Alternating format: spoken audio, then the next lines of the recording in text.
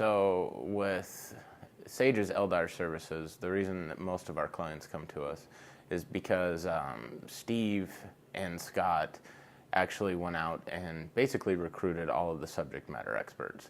And what they did is they recruited Buzz Harris and David Ranum.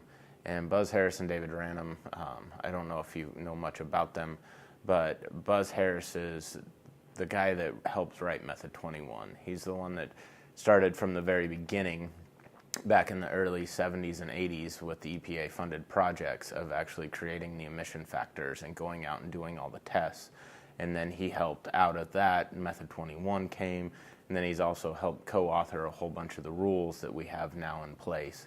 And so he's the leading expert. We actually have just given him an award, and now it's called the Buzz Harris Lifetime Achievement Award at the 4C Conference. Sage has been staffed basically with those two leads in LDAR, and Buzz and David Ranum have taken under their wing quite a few of us, myself included, and we've traveled all over the country and in parts of the world with them working on LDAR projects and actually doing fugitive emission studies for the EPA along with some state agencies and helping develop better data points for them to take on in different industries. And then when consent decrees came out, consent decrees comprised of requiring third-party audits. And with these third-party audits, what they are is that you have to have a vendor come in and audit your LDAR programs.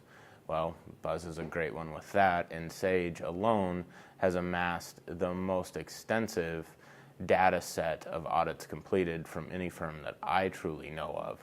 We have a little bit over 360 single audits going back from the very start of when the consent decrees came out to current. So we've amassed a ton of data, and we actually, when we give our closeouts and in part of our audits, we actually give them benchmarks. So they not only know where they benchmark against sister sites or same company sites, but in different areas. I don't know what I would call that. I call it a sister site. But with that, then we also can benchmark them against every other company and facility in the U.S. that we've audited. Now, at the end of it, we scrub out all the names unless let's say it's a Chevron site or an Exxon.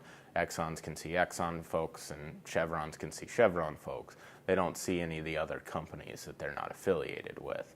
But they can see in this year at this refinery, here's where they fell.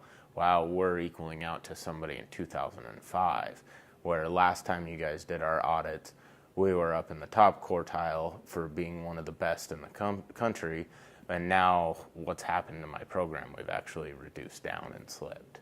And so it helps them get better too.